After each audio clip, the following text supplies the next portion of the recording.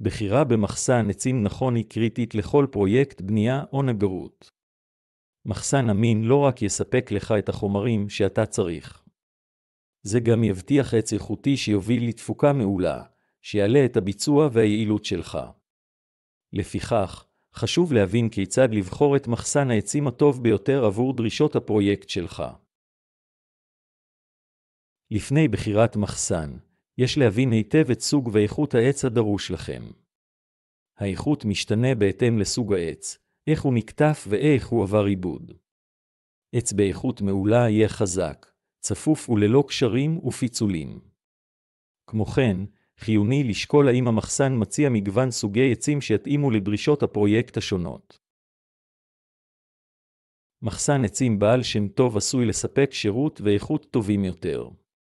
חקור ספקים שונים תוך הסתכלות על ביקורות ודירוגים, תוך שימת לב מיוחדת להערות לגבי איכות העץ, דייקנות המשלוח ושירות הלקוחות.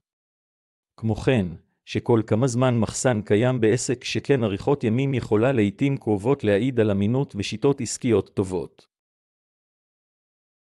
במידת האפשר, בקר במחסן העצים באופן אישי כדי לקבל מושג ממקור ראשון על הפעולות. בדוק אם העץ מאוחסן כראוי. יש לשמור אותו יבש ולא מהקרקע כדי למנוע עובש וריקבון. בדוק אם קיימת מערכת למניעת ערבובים ואיתור קל של סוגי עצים שונים. פנייה לנגרים אחרים ואנשי מקצוע בתחום הבנייה כדי לקבל המלצות עשויה להועיל.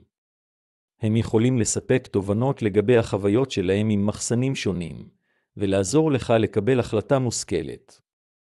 השתתף במפגשים או בפורומים מקומיים כדי לקבל את התובנות האלה. שקול את תמחור העץ והשווה אותו מול מתחרים אחרים כדי להבטיח שאתה מקבל עסקה הוגנת. בנוסף, שירותי משלוח אמינים הם חיוניים לשמירה על לוחות זמנים של הפרויקט. בחרו במחסן בעל מוניטין של משלוח בזמן, שיוכל לספק את כמות העצים הדרושה לכם בזמן. לבסוף, בבחירת מחסן עצים, שימו לב אם הם נוקטים שיטות בר קיימא. זה יכול לנוע בין האופן שבו הם מוצאים את העצים שלהם ועד למדיניות שלהם בנושא ניהול פסולת. בחירה במחסן שנותן עדיפות לאחריות סביבתית לא רק עוזרת לכדור הארץ, אלא גם מוסיפה נקודת מחירה ייחודית לשירותים שלך.